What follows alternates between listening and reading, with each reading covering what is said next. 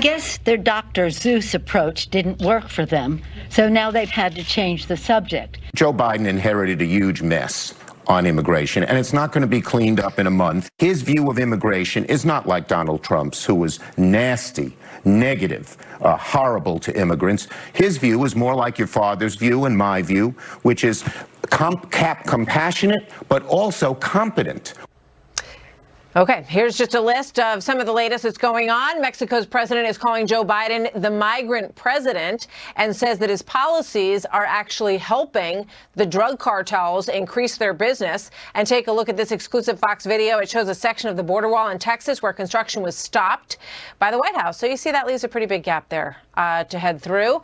Yeah, Martha, we keep hearing from the White House that they've developed a humane, compassionate system for these unaccompanied minors to be processed through. That's just not true. There's nothing compassionate about stuffing a bunch of kids into CBP facilities, keeping them there longer than the law actually allows, so they're breaking the law, and they're over capacity. That's the first issue. The second issue is they're talking about of two sides of their mouth. On one hand, they're saying, don't come right now, but we're not going to deport people, especially unaccompanied minors. That creates a crisis. And the third thing that is just astonishing to me, when you have Biden campaigning and winning the election essentially on his handling of COVID, and the fact that they can't give any answers at all about why people flying into the country can't get or have to prove they have a negative COVID test. But we know that COVID positive illegal immigrants are getting on buses and going to cities across the country, that they don't have a plan for that. And they're saying it's up to local NGOs to do the testing and that the federal government, it's not their program. Go ask DHS about it.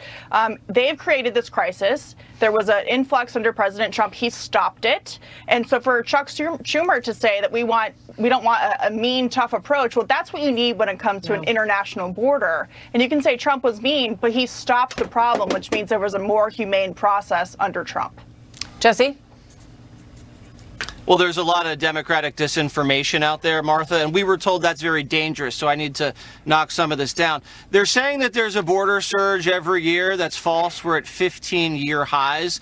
They're saying Congress has to act. Well, who controls Congress? It's the Democrats. They're caught flat-footed, and Joe Biden, he sent a bill up there, and no one's done anything with it. They're saying the border isn't open. Okay, so if a Central American walks through Mexico and touches American soil and says one word, asylum, they get to stay.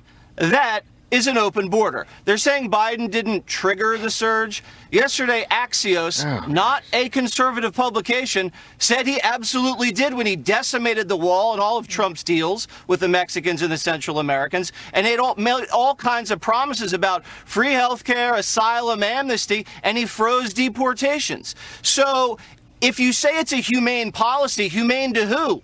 It's not humane to the American citizen. It's not humane to the American worker, the American taxpayer, the American schools, American police.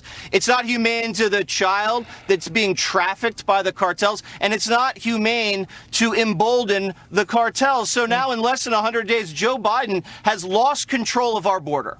Our border is controlled by the cartels. They choose who to send and they choose where. And we're just subjected to it. We're not reducing the flow. We're absorbing the flow. So we have no control over our own immigration system. And Joe Biden's going to pay a big political price for that.